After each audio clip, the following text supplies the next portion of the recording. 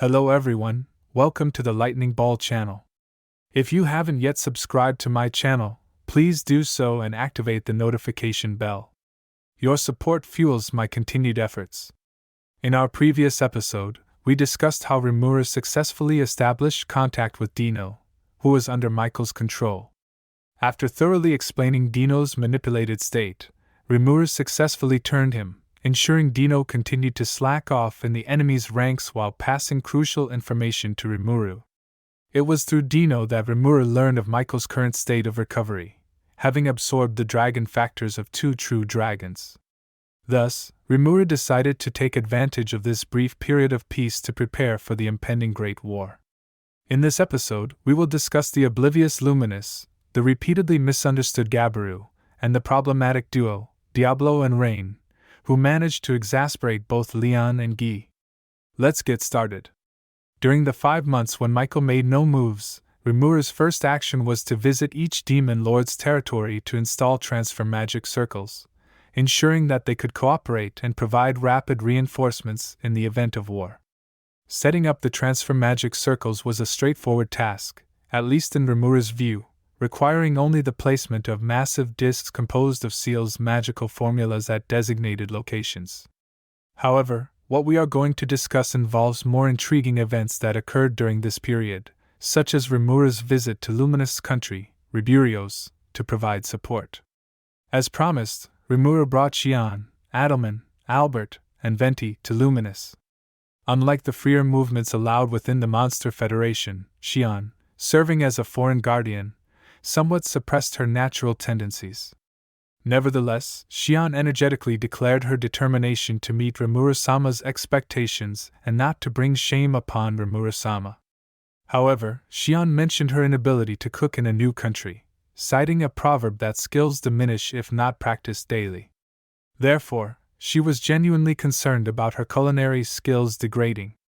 Rimuru was somewhat speechless because, in his view, any progress or regression in Shion's cooking seemed utterly inconsequential. At that moment, Luminous, the host, joined the conversation with a warmth that bordered on obliviousness. She cheerfully suggested that since Hinata was currently unoccupied, Shion could train with her any time, and Luminous herself would assist if possible.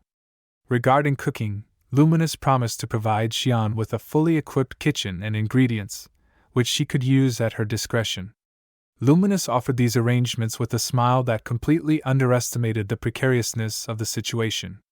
Hearing this, Rimuru began to tremble with shock, and his momentary hesitation caused him to miss the optimal chance to intervene.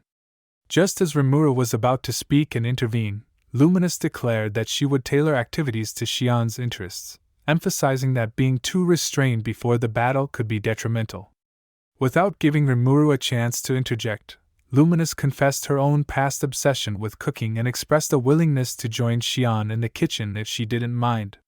Shion immediately became excited, vowing not to be outdone by Luminous in this field.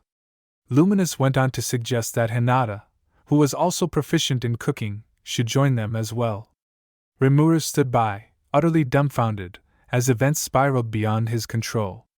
At this point, there was nothing Rimuru could do to stop them. In a panic, he hastily instructed Adelman to handle the forthcoming matters and prepared to make a quick escape. Even Adelman, who was profoundly devoted to Rimuru, began to tremble at this development. But Rimuru could no longer concern himself with that. Dropping a line about staying in touch if needed, Rimuru swiftly fled the scene. Another incident occurred in Mlem's nation. In addition to Barrier Lord Geld, who had arrived earlier to continue with construction efforts of the Sky Castle, Rimuru brought Gabiru, Primordial Yellow Carrera, and Carrera's subordinate Esprit to support Mlem. However, as they joyfully relocated near the town waiting for Mlem's welcoming party, it seemed that Mlem had forgotten about their arrangement, making Rimuru and his companions wait for a couple of minutes. Carrera was on the verge of losing her temper. To pacify her, Rimuru quickly contacted Mlem using thought communication. It turned out that Mlem was busy doing homework and had delegated the reception task to Midri and others, who might have mixed up the timings. Mlem was very flustered, incessantly apologizing while pleading with Rimuru not to be angry at her. Rimuru reassured her with a smile, indicating that he was not upset, and urged Mlem not to worry. As he calmed Carrera, they continued to wait. Then, an unexpected event took place. The group that hurried over included a spokesperson who, from a distance, began to lavishly praise Rimuru. The leader of the welcoming team was Jackie, who, however, walked straight up to Gabiru and began extolling him.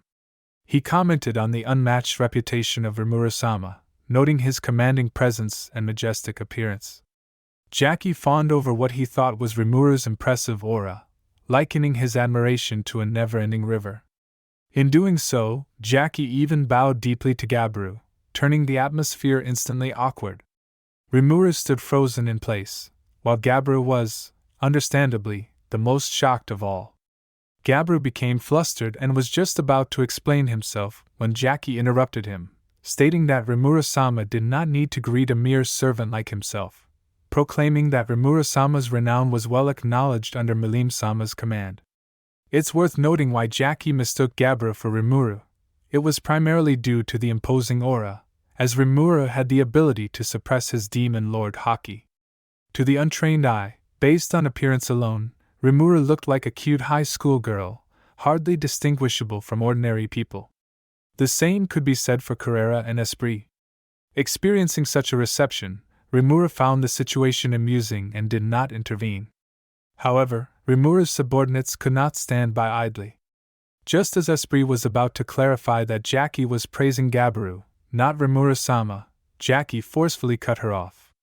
Jackie scolded Esprit for attempting to interject in a conversation between superiors, calling it highly impolite for someone he assumed was Rimuru-Sama's maid. Clearly, Jackie had mistaken Carrera and Esprit as Gabiru's attendants. Although Carrera was smiling, the visible veins on her forehead indicated she was struggling mightily to restrain herself from acting out.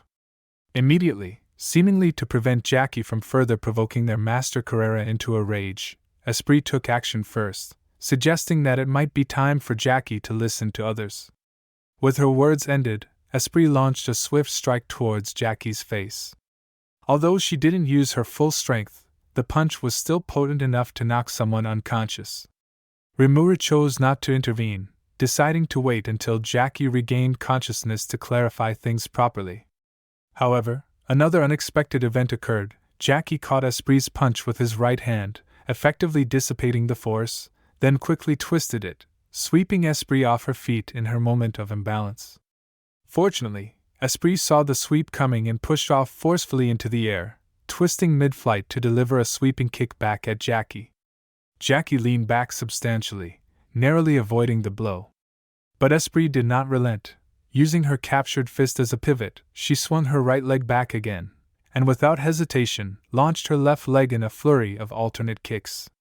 Realizing this, Jackie promptly released his grip and performed a backward somersault, elegantly dodging all of Esprit's assaults. Jackie couldn't help but praise Esprit, remarking that although she looked like a young girl, her strength was indeed formidable.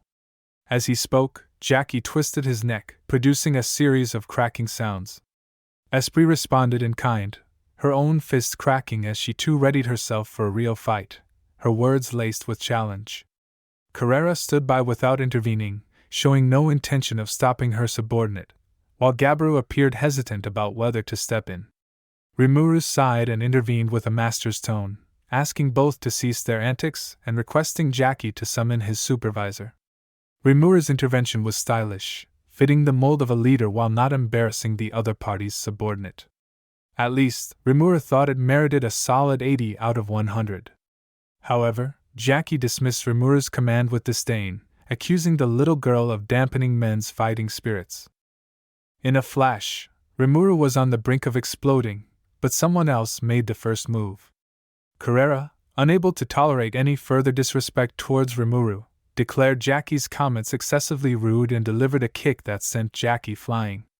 Immediately following was Gabiru, who, declaring his own patience at an end, struck the airborne Jackie with his vortex spear, slamming him into the ground. Esprit, slightly delayed, shook her head in disappointment at missing her chance to intervene. As for Rimuru, a hint of the Demon Lord haki was released as he instructed everyone present to act as if nothing had occurred, in an attempt to cover up the entire episode. After recounting the incident to Mlem and her companions, Rimuru triggered a burst of laughter that filled the meeting room with joy.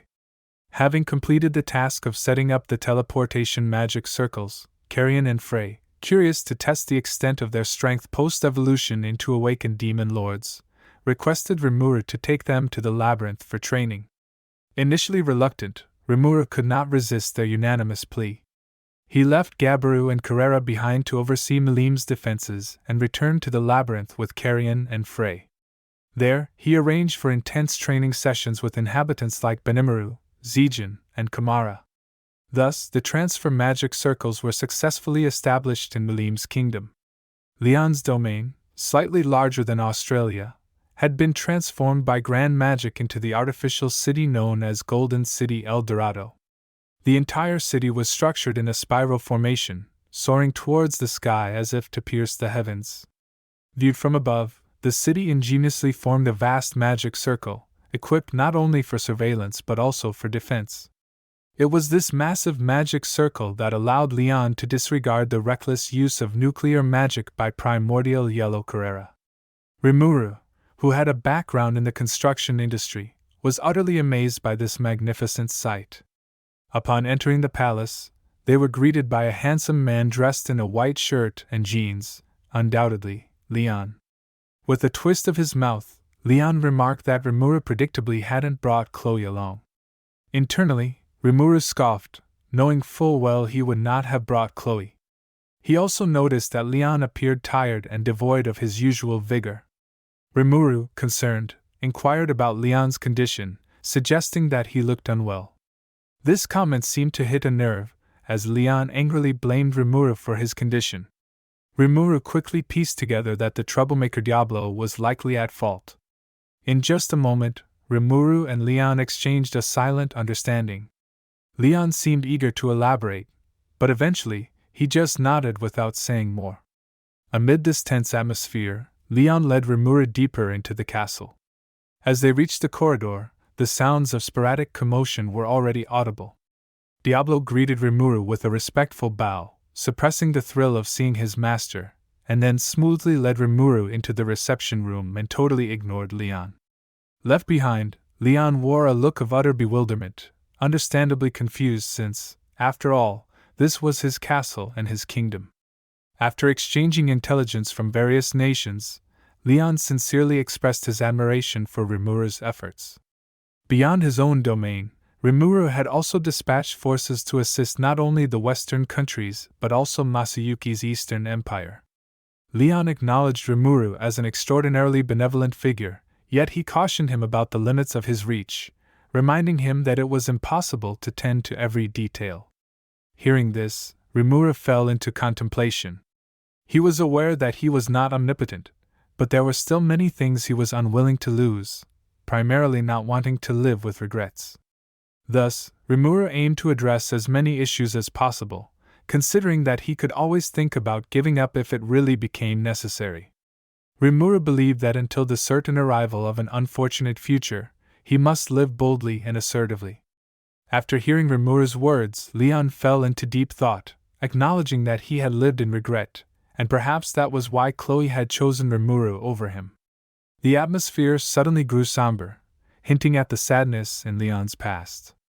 Rimuru sensed that Leon's difficult experiences were likely motivating him to offer well-meaning advice. Seeing through this, Rimuru decided to lighten the mood with a joke, reassuring Leon that he was different because he wasn't a Lilican and would not cause trouble for those around him, so Leon could rest easy. Leon exploded at the mention of being a Lilican, threatening Rimuru playfully. The verbal sparring between them continued intensely until Guy intervened to mediate. Guy looked as weary as Leon but seemed to hold some expectations for Rimuru. He ruefully remarked that he had hoped Rimuru's presence would calm the chaos here in Leon's nation, only to find the situation as disordered as ever. Just then, Diablo chimed in, suggesting that they could resolve their disagreements through combat, noting that Misery and Rain had already habitually set up barriers to minimize damage. Rimuru was exasperated by Diablo's encouragement of conflict, criticizing him for stirring trouble and undermining his relationship with Leon, asserting that demon lords did not need to resort to such foolish methods. Faced with a potentially furious Rimuru, Diablo bowed deeply, declaring that there was no need for Rimuru to intervene, as he would handle Leon himself. After stating this, Diablo fixed Leon with a predatory stare. Rimuru was utterly speechless. If he didn't correct Diablo immediately, it could lead to serious mistakes. Rimuru once again emphasized Diablo's role as Leon's protector, not his hunter, which was a complete reversal of priorities, almost resembling the antics of Manus Michael's crew. Rebuked by Rimuru, a look of dejection appeared on Diablo's face. At this point, Guy suggested that Rimuru should scold Diablo more harshly, as the troublesome demon never seemed to learn. Guy recounted how just the day before, Diablo had provocatively sought him out, and although they controlled their strength, they still managed to wreck the training grounds. Hearing Guy's complaints, Rimuru thought to himself that he had no clear reason to intervene in such childish disputes. However, he then realized with astonishment that Diablo and Guy had actually fought each other. Guy mentioned that he had been feeling a bit bored recently, so he had decided to engage in some physical activity. Rimuru was utterly speechless at this explanation, knowing well that prying a sensible reason out of Guy would be futile. Thus, Rimuru shifted his gaze towards Leon. Leon sighed unhappily and explained that Diablo's original challenge was intended for primordial blue Rain. However, Rain's skills were lacking, and she lost quickly and ran off cursing. Leon then turned to look at Rain, who was visibly indignant, claiming that it was a joke to suggest she had stormed off after a loss, and insisted she hadn't lost at all. However, Leon completely disregarded Rain's subjective view as irrelevant. At this point, Diablo interjected, saying he also disliked bullying the weak, hence he had spared Rain. Rain, becoming agitated, argued that her restraint the previous day might have led to some misunderstanding and vehemently claimed she would show her true capabilities next time. Diablo, with a relaxed smirk, retorted that Rain should not forget that it was she who had involved Misery to make it 2 against 1, and it seemed necessary to teach Rain a lesson to remember. It looked as though another fight was imminent between the two. However, such an altercation did not occur. However, Guy clarified that the real surprise wasn't their skirmishes. It was that Diablo and Rain, these two troublemakers, had somehow formed an alliance. Guy revealed a shocking fact. The arguments between Diablo and Rain had become a daily routine, eventually evolving into a form of camaraderie, turning their quarrels into endearing interactions. Rain playfully insisted that Guy-sama was mistaken and that no conclusion should suggest such a partnership. Guy, annoyed, asserted that Rain's allegiances were clear during Guy's duel with Diablo the previous day, not to his master Guy, but to the infuriating Diablo, cheering him on. Rain haughtily claimed that Guy-sama must have misheard, insisting she would never utter such tasteless remarks and had always been a loyal servant to Guy-sama, arguing that any other interpretation was a misunderstanding by Guy-sama. However, it was evident to everyone that Guy and Leon's assessment was correct. Rimuru decided to confront Diablo directly about this. Diablo's response was startling. He credited everything to Rimuru-Sama. He explained that Rain had once subtly expressed a desire to hear more of Rimuru-Sama's great deeds, and he used this as an opportunity to reform Rain's spirit and body. Rimuru was speechless at this revelation. Guy and Leon also exchanged resigned looks. Not holding back anymore, Rain confessed to being a devout fan of Rimuru-Sama, explaining that she had merely asked Diablo to share more tales of Rimuru-Sama in exchange for some minor assistance. Rain respectfully bowed and openly admitted her actions. Rimuru, with a look that suggested he might advise Rain, glanced at Guy, only to receive a resigned shake of the head implying it was too late for any admonitions. However, Guy, albeit reluctantly, apologized for the troubles caused by his foolish maid, to which Rimuru responded with a resigned acceptance that Diablo had also been quite annoying for everyone. After some casual conversation, Rimuru proceeded to set up a transfer magic circle in a secret room behind the audience hall. Once this task was completed, it was time for farewells. Leon requested that Rimuru ideally take Diablo and Rain away with him. Rimuru hastily explained that doing so would interfere with the battle plans, urging Leon to be patient a little longer. Leon nodded in agreement, entrusting Chloe to Rimuru's care. Rimuru assured him with a thump on his chest and then departed from the Golden City El Dorado. Alright, that's all for this video. In this episode, we explored a more nuanced depiction of Primordial Blue Rain's character, although it seems there are still many secret deals between her and Diablo. We will clarify these in future episodes. In our next episode, we will shift our focus to the Labyrinth, observing the battles between the Labyrinth Guardians and Carrion and Frey. Additionally, Rimuru's attendance at a banquet in the Blumend Kingdom leads to an unintended discovery of a portrait of Rimuru circulating in the black market, which will also be a highlight of the upcoming episode. The next episode promises to be an interesting one. If you enjoyed this video, please like, comment, and subscribe. Your support is greatly appreciated. See you in the next one.